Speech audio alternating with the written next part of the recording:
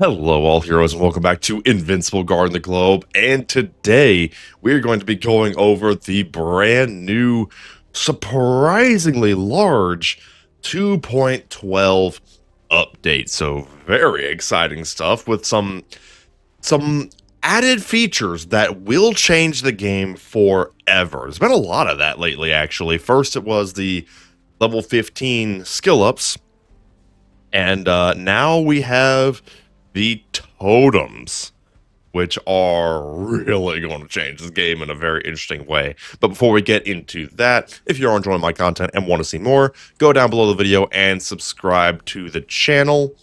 And if you do want to support me further, we do have a Patreon link down in the description below. Now, patch notes, game update 2.12. For the new content, we have 2 new heroes releasing soon, which is a bit of an interesting little tidbit of knowledge. We have this here, new hero incoming, which again, I am almost positive that this is the armored Adam Eve from the Conquest fight, just judging by the look of the shards and such. But 2 new heroes? That is interesting. If they are trying to release it at around the same time, I mean, it might be. I mean, I don't know, honestly. I really don't know who they would want to release them. They wouldn't want it to be just some random Joe Schmo. Because of course, Adam Eve is a main character. So I would assume that whoever they add, they would want to be a main character as well, or at least somebody of significance. So I guess we'll have to see what happens on that one. Next we have a new artifact for the Thraxan jetpack, which will almost certainly be in the next artifact pass. This one's interesting because it says flying heroes get a damage boost when attacking enemies with the grounded tag. Very interesting. I mean, it's just a flat damage buff. Hard to go wrong with that, honestly. A flat damage buff is pretty dang good. I mean, 3.5 is not massive on its own, but it will go up as you get it to level 10, 20, etc., etc. So, I don't know. Could be worth taking a peek at. But the next new feature that everybody's talking about is, of course, the totems. Gear up your characters with hero totems, powerful and unique items made just for them, and we are releasing 10 on this update. We have totems for Invincible, Adam Eve, Omni-Man, Robot, OG Robot, Conquest, Doc Seismic, Monster Girl, Battle Beast, Titan, and Alan the Alien. So these are basically, I mean, you can see here, I mean, they're special items. They are basically artifacts 2.0 for specific characters. So if we do take a look at Invincible, by Invincible here, you will see that there is a new slot that's been added for his totem, the signed Seance Dog issue. You'll notice too, it has kind of a crafting requirement, not unlike artifacts. And when this is crafted, he will get this ability. When an ally dies, Seance Dog's powers heal Invincible for a percentage of his max HP.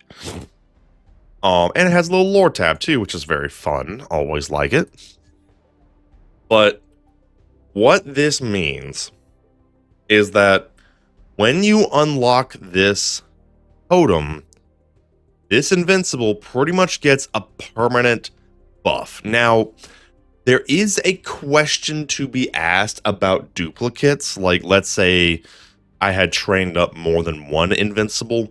Would it activate the totem for all of them? I don't know. Part of me would like to think yes.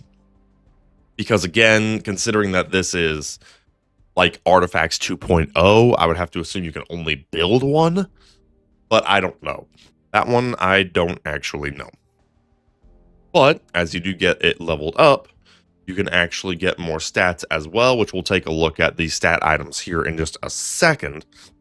But basically, all the characters I listed before have a buff that you can unlock. If you've ever played Star Wars Galaxy of Heroes, this is not dissimilar to the relic system that they have. Only the relic system was like an aggressively endgame situation, whereas this you work on in conjunction with everything else. Speaking of which, how to work on these totems, there's two ways. The first way, and the way that most people, if not all people, will be taking advantage of, is alliance warfare. They have tweaked it a little bit.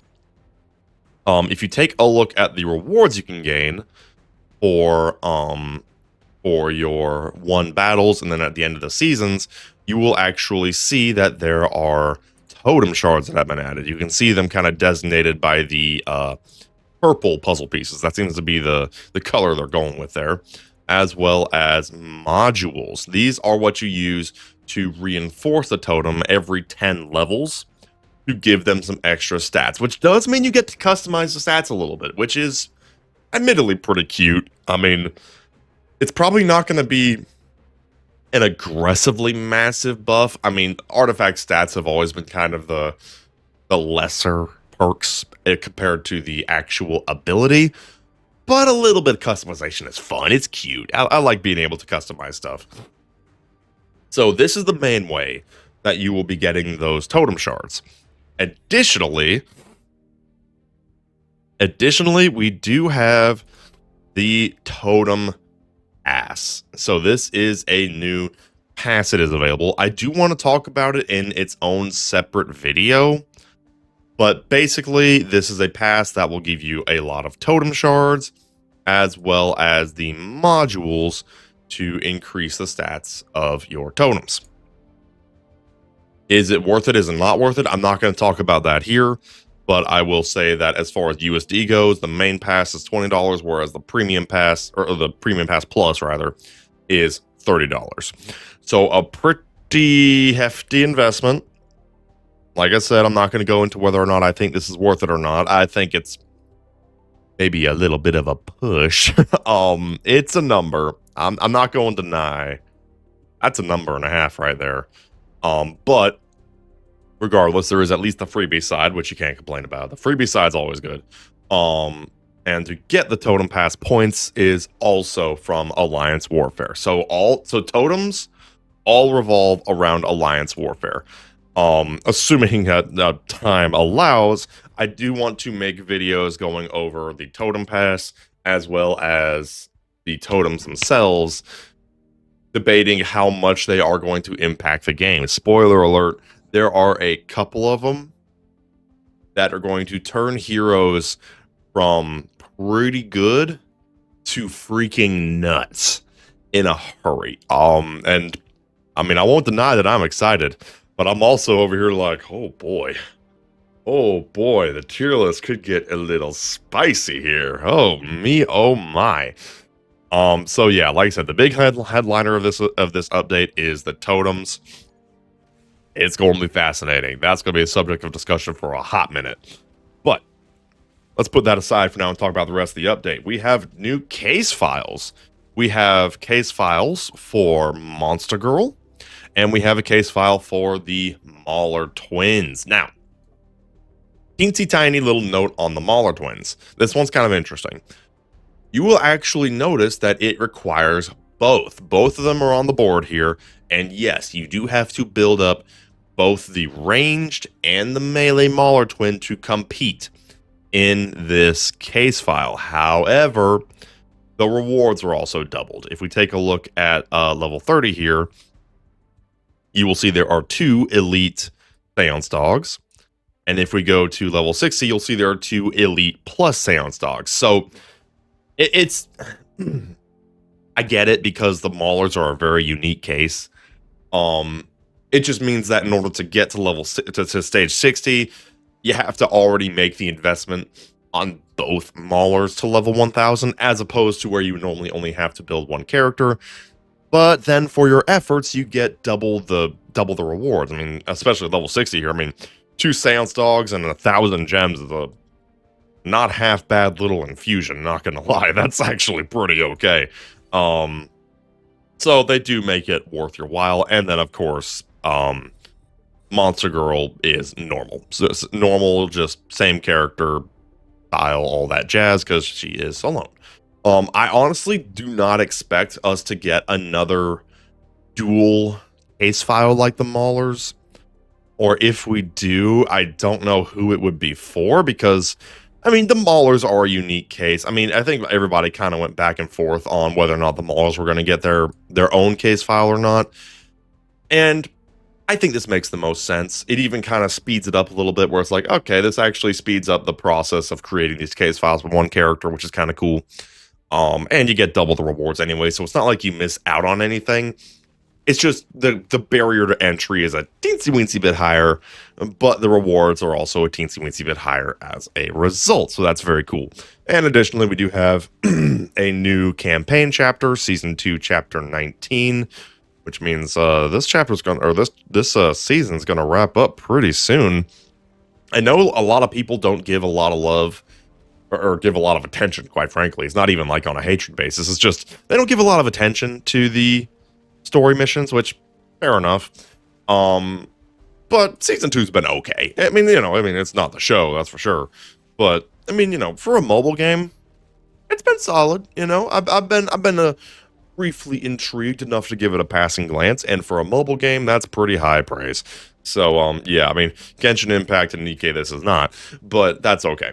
It doesn't really have to be. And then, of course, if we do take a look at some other stuff, we have Alliance Warfare now shows rewards pop up when claiming the end round rewards. Thought it did that already, but maybe I'm mistaken. And then Cecil's Nightmares can now have requirements per stage. That one is interesting because this means that they're planning on having Cecil's Nightmares with adjusting restrictions. That could be very interesting. Now, I have always been a bit of an advocate for the Cecil's Nightmare restrictions. I think it actually kind of makes it a little fun and incentivizes you to build out your roster. This basically saying that it could get a little wacky. So looking forward to seeing what they do with that. And then just some bug fixes. A big bug fix here that I'm seeing is Komodo's main ability, True Damage, is too low. So Komodo got himself a little bit of a shadow buff there, which is kind of cool. Apparently Blue Suit Invincible's passive 2 damage was wrong, so that's been fixed. Doesn't say whether or not it was increased or decreased. And then Rexplode's passive triggered ignoring crits dealt by abilities. So that's probably a little bit of a fix there. But so yeah, Komodo kind of getting a little bit of a shadow buff, rather hilariously, where the true damage based on his defense was apparently not doing a lot of damage, and now it is. So that's fun. That's fun. I'm not seeing anything else too crazy here. I think everything else is just a lot of bug fixes, and of course there is the reward code totems for a nice pile of gems. I forget the exact number. I think it was 500, but regardless, it was a nice pile of gems. And that is update 2.12, a truly wacky one coming out of freaking nowhere.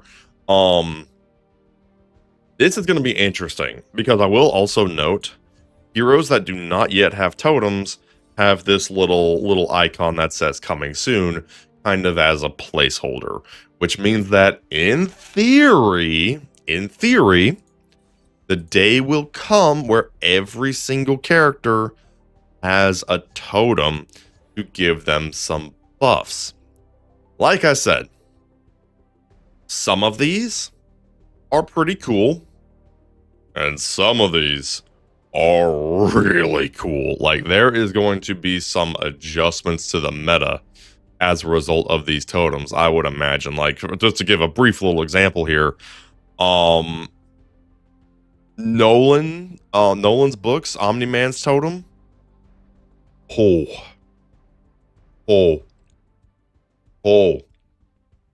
trying their hardest to make Omni-Man lore accurate. I've always said he was always the most reliable DPS, and that was it. Earning himself kind of an A tier spot, but nothing else. Ooh, this might give him a leg up. This might give him a leg up. And some other characters like Doc Seismic and Conquest ain't doing half bad either. So we'll talk about that. We'll talk about that. Hopefully, I'll be able to talk about it soon. Life's a little busy, as I've said before, so I appreciate your patience on that one. But regardless, um, I did at least want to talk about the update, even if it's making me a little late this morning, but that is okay. So yeah, let me know what you think about the totems. Are you ready to rock? Are you getting the totem pass, or are you just going to grind them out from Alliance Warfare? Personally, I really don't want to buy the totem pass. I mean, I know I'm going to do a separate video talking about it specifically. I don't really want to buy it, if I'm being totally honest, even though it is a noteworthy character buff. Ah, 20 bucks is a heck of a price. 20 bucks is a heck of a price for what is effectively artifacts with some extra sauce. Then again, that extra sauce is saucy. So, I'll leave that up to you to decide, and I will talk about that in the future. But yeah, so let me know what you think of this update down in the comments below. Do you think the totems are going to shake up the game? Are you planning on going for them? And are you going to put a little more effort into your Alliance Warfares, knowing that that seems to be by far the most reliable way to get them free to play? Let me know down in the comments below. And now we're going to take a moment to thank our YouTube members and Patreons. Special thanks to our YouTube members, Joe Bro, Russell Reeves, Shadow Nate, Joel Torres, and Andre Ramos. And special thanks to our Patreons, Emperors, Elite Tiers, Diamond Dave, and William Marlin. Y'all are awesome as always. And with that, we shall see you next time. Have a good one.